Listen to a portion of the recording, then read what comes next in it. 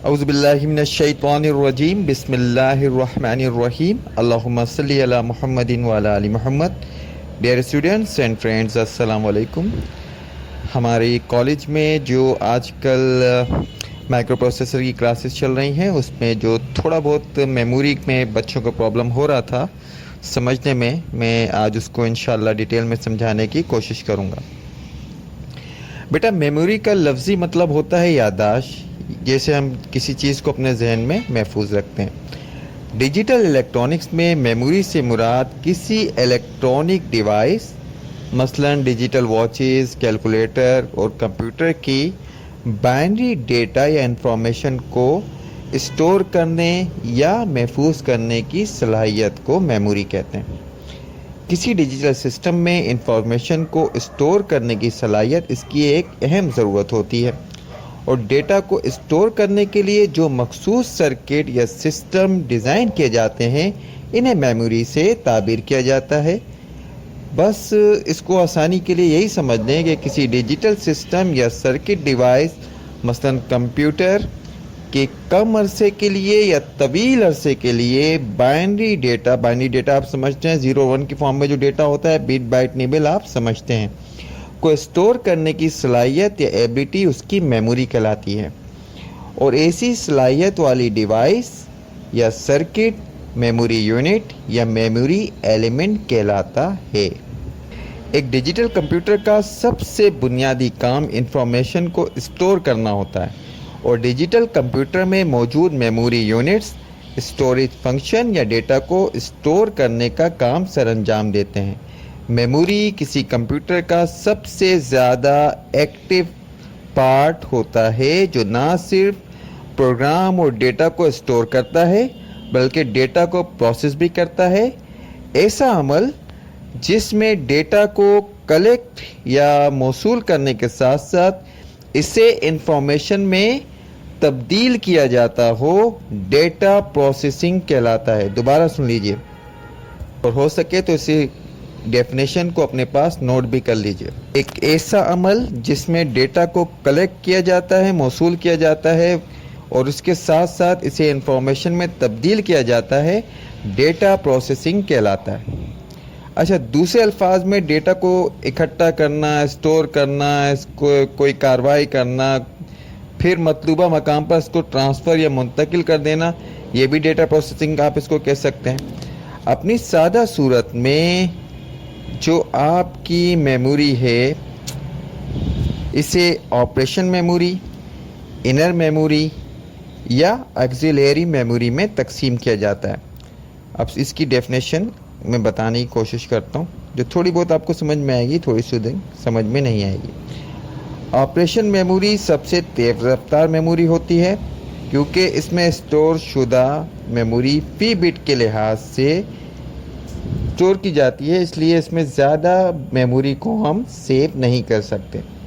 اچھا جی، جو دوسری میموری کی میں نے آپ سے بات کی، ہم انر میموری یا مین میموری یا پرائمری میموری بھی کہتے ہیں. یہ عام طور پر پیسیو ایلیمنٹ ہے.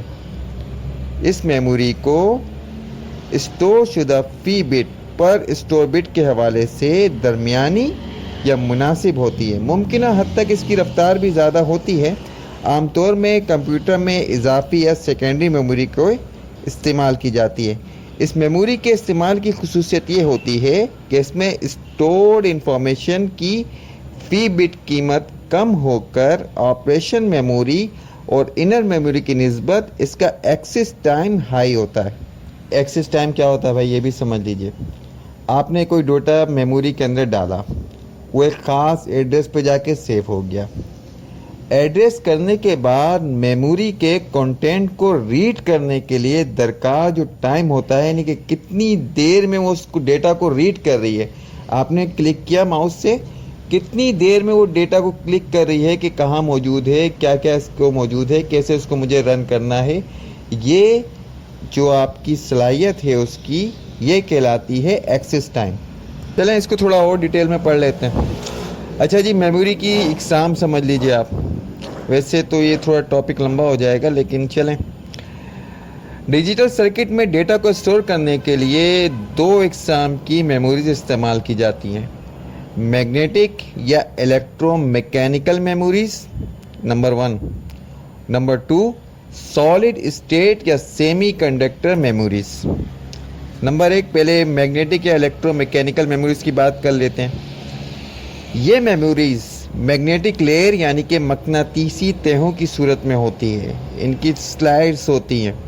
सिस्टम को इंफॉर्मेशन फराहम करने के लिए कंप्यूटर्स में इन मेमोरी का सोर्स मोटर आम तौर पर स्टेपर या सर्वो मोटर होती है, जो आप इस्तेमाल कर चुके हैं। VCR, tape recorder, computer disk drive यानी कि सीडी ड्राइव का बच्चे ने सवाल किया था ना कि सीडी किस बात की मुखफ़फ़ है, तो कंप्यूटर डिस्क ड्राइव इस मेमोरी की आम मिसालें हैं, जिनमें डेटा को मकनातीसी तहों की शक्ल में कैसेट या डिस्क की सूरत में स्टोर किया जाता है। आप लोग वीसीआर से वाकिफ़ हैं, वीसीआर जिसमें फिल्में वगैरह चलती हैं। वीसीआर का हेड टेप रिकॉर्ड या डिस्क ड्राइव के मोटर के ज़रिए हरकत दी जाती है, जिसके नतीजे में इसमें जो मकनातीसी तहें होती हैं वो इलेक्ट्रिकल सिग्नल्स में तब्दील हो जाती हैं। इस तरह डेटा लोडिंग और डेटा ट्रांसमिटिंग का काम सर अंजाम दिया जाता है। इसकी ज़्यादा डिटेल में हम नहीं जाते। चलें दूसरी डिस्क की बात करते हैं। सॉलिड स्टेट या सेमी कंडक्टर मेमोरीज। ऐसी मेमोरीज जो सेमी कंडक्टर पर मुश्तमिल होती हैं, इनका ताल्लुक करंट और वोल्टेज के साथ होता है, सेमी कंडक्टर मेमोरीज कहलाती हैं। ऐसी मेमोरीज जो वोल्टेज लेवल के लिहाज से डिज़ाइन शुदा होती हैं, सेमी कंडक्टर मेमोरीज कहलाती हैं। वो टॉपिक आ रहा है जो हमने उस दिन पढ़ा था और बच्चे इसमें परेशान हो रहे थे, यानी कि वोल्टाइल मेमोरीज और नॉन वोल्टाइल मेमोरीज। ऑपरेशनी खुसूसियात या ऑपरेशनल कैरेक्टरिस्टिक्स की बुनियाद पर सेमी कंडक्टर मेमोरीज को दो तरह की मेमोरीज में तकसीम किया जाता है, जो वोल्टाइल मेमोरीज और नॉन वोल्टाइल मेमोरीज कहलाती हैं। वोल्टाइल मेमोरीज कौन सी होती हैं, पहले हम इसकी बात करेंगे। वोल्टाइल मेमोरीज ऐसी सेमी कंडक्टर मेमोरीज जिनमें पावर के ऑफ होने से इनमें जमा शुदा डेटा लॉस्ट हो जाता है, वोल्टाइल मेमोरी कहलाती हैं। इसकी सबसे बड़ी मिसाल है आपकी RAM stand for random access memory, क्योंकि आप इसमें किसी भी डेटा को मुस्तकिल तौर पर स्टोर नहीं करते। आपने अपना कंप्यूटर को ऑन किया, प्रोग्राम को रन किया, जब आप प्रोग्राम को रन करते हैं उसका एड्रेस और वो सब स्टोर करती है, और उसके बाद ये हमने उस दिन भी बात की थी। इन मेमोरीज़ में बाइनरी इंफॉर्मेशन को स्टोर करने के लिए कुछ लैचेस और रजिस्टर इस्तेमाल किए जाते हैं। ये हम आपको मज़ीद वाज़े करेंगे कि क्या होते हैं, ये बात की बात है। ठीक है जी, तो परमानेंट तौर पर डेटा इसमें स्टोर नहीं होता। अच्छा, अब वोल्टाइल मेमोरीज भी दो तरह की होती हैं।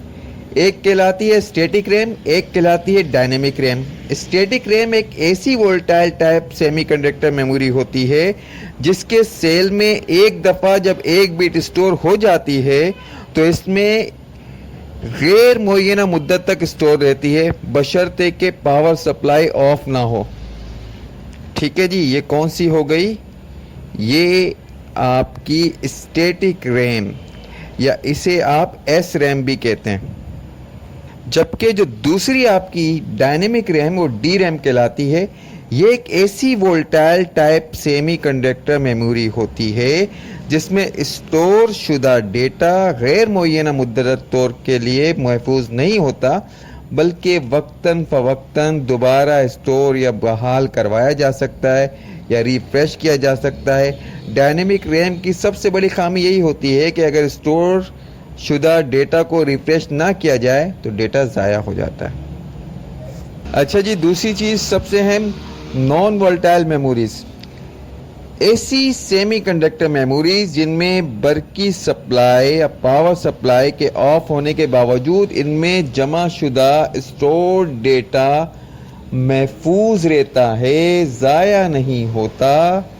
पावर के ऑफ हो जाने के बावजूद डेटा को कोई नुकसान नहीं होता, नॉन वोल्टाइल मेमोरीज कहलाती हैं। ऐसी मेमोरीज को नॉन वोल्टाइल स्टोरेज डिवाइसेस के नाम से भी याद किया जाता है। वाज़ेह रहे बेटा, کہ اس قسم کی ہر میموری میں لانگ لائف کی ایک لیتھیم بیٹری لگی ہوئی ہوتی ہے جو اس کو مستقل پاور سپلائی مہیا کرتی رہتی ہے، جس کی بدولت اس میموری میں جمع شدہ ڈیٹا بیرونی سپلائی کے آف ہونے کے باوجود ضائع نہیں ہوتا، جس کی مثال روم ہے۔ روم میگنیٹک ڈسک اور میگنیٹک کور نان والٹائل میموریز کہلاتی ہیں۔ روم یا ریڈ اونلی میموری میں کیونکہ جمع شدہ انفارمیشن یا set of instruction D C power کے آف ہونے کے باوجود مستقل طور پر یا پرماننٹلی موجود ہوتی ہے، اس لیے روم کو کمپیوٹر کے عمل اور اسٹارٹ اپ کے لیے ضروری ہدایات جو انسٹرکشن ہوتی ہیں کو مستقل طور پر اسٹور کرنے کے لیے ایک مثالی اسٹورنگ ایلیمنٹ کی حیثیت حاصل ہوتی ہے۔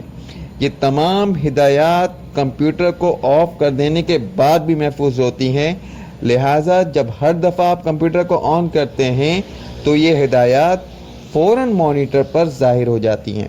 اس کی ایک اور مثال آپ نے مائکرو کنٹرولر یوز کرتے ہوئے دیکھا کہ ایک مرتبہ آپ نے مائکرو کنٹرولر میں پروگرام کو بند کر دیا، رن کر دیا، پروگرام اس میں ڈال دیا، اب وہ اس کی روم میں جا کے سیو ہو جاتا ہے۔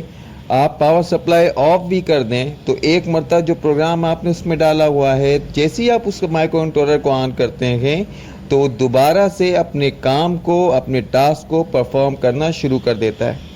ٹھیک ہے بیٹا، میموری ایڈریسنگ اور جو بھی کچھ اس طریقے سے آپ کا سلیبس آگے بڑھتا جائے گا، اس میں جو بھی پرابلم ہوگی میری کوشش یہی ہوگی بیٹا کہ میں آپ کو اسی طرح اس کو ڈیٹیل میں سمجھاتا رہوں۔